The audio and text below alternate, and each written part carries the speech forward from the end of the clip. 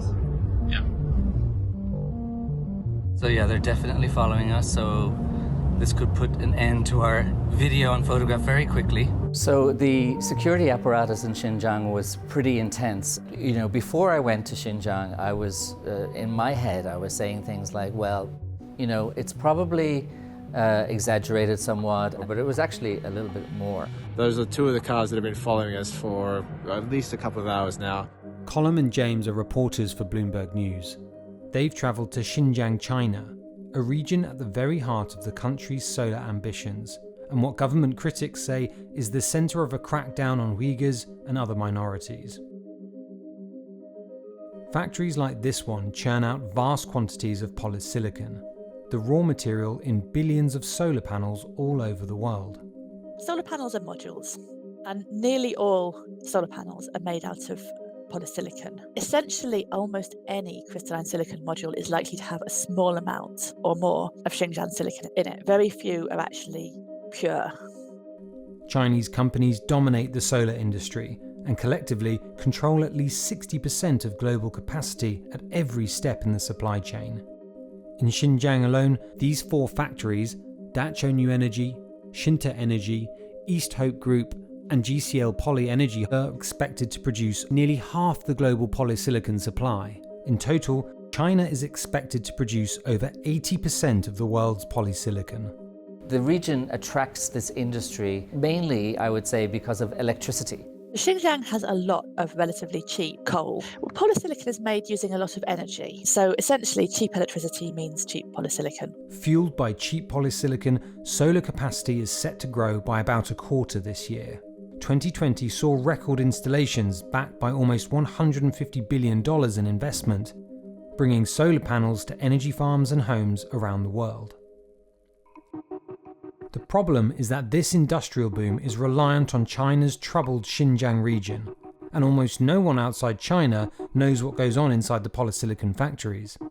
And consumers, companies and governments are growing uneasy about their reliance on the region, rife with alleged human rights abuses. Xinta Energy, East Hope Group and GCL Poly Energy Holdings have been linked to a state-run employment program that, according to some foreign governments and academics, may at times amount to forced labour.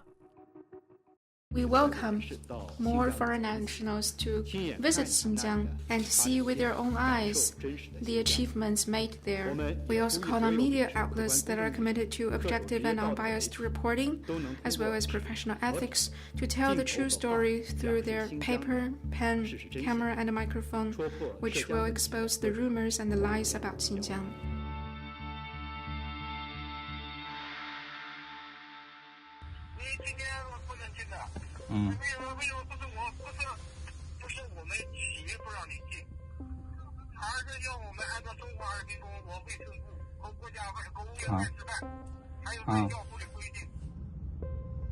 We visited 4 of the polysilicon plants over a period of 2 to 3 days.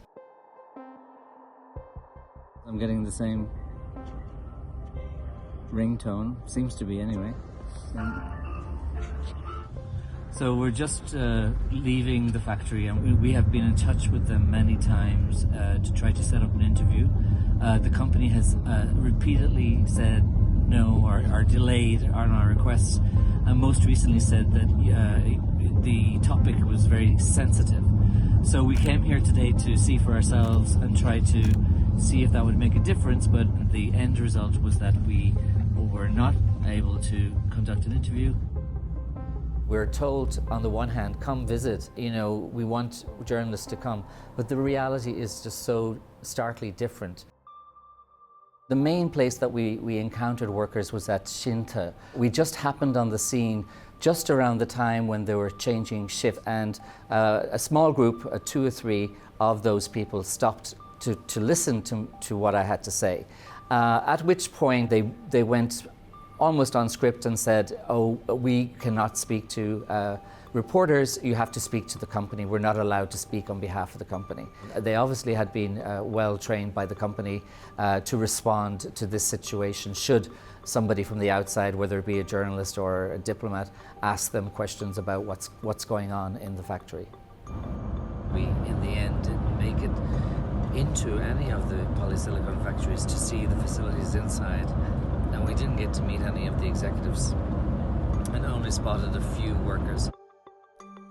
The strictly enforced secrecy in Xinjiang has made the search for answers about links between China's labour program and its solar industry a problem for outside researchers, who, it turns out, can find telling details just by combing through public records. So this document is from the TBEA website. TBEA is the parent company of Xinjiang Energy. What it says is something that's so unprecedented. I've never seen this. The company not only accepts labor transfers of Uyghur workers from the government, the company actually has a poverty alleviation cadre. A cadre is a government official. What do poverty alleviation government officials in Xinjiang do? It says literally in the text, the cadre enters households, talks face to face with the poor, spreads the party's policies, and then it says literally prescribes the right medicine, meaning implements targeted poverty alleviation according to the actual situation of the household. And as a result, the thinking of the villagers has been greatly changed. This is Adrian Zenz, a researcher who recently uncovered unreported documents. Because of his work, Zenz has been a focus of China's wrath. 郑国恩所谓的研究报告必将和他一起被扫进历史的垃圾堆，遭到2500万新疆各族人民的唾弃。 So the GCL Energy company says, as of the end of 2019, the company accepted 121 ethnic minority workers from poor regions in southern Xinjiang. So what you're seeing here is something that's very common. You basically have a government farewell ceremony for trained ethnic minority laborers.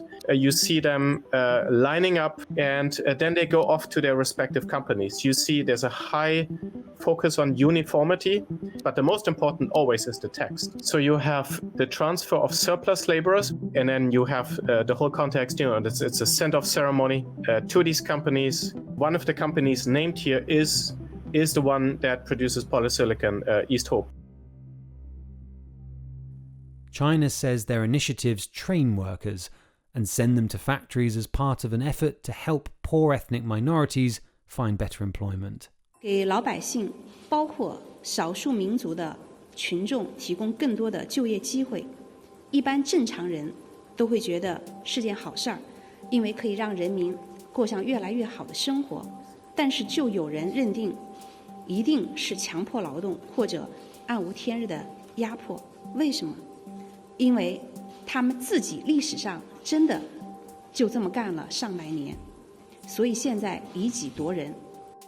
The issue here, critics say, is that there's a lack of choice, and that when ethnic minorities, including the Uyghurs, are approached and encouraged to participate in such poverty alleviation programs, they're not really left with much room to say no. Attempting to say no to a forced labor program, for example, might land someone right back in a camp or in some other kind of carceral setting.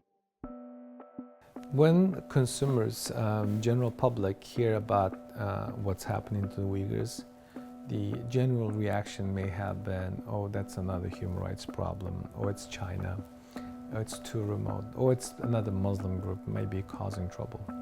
But this is not about the Uyghurs anymore. This is about us, consumers and free people.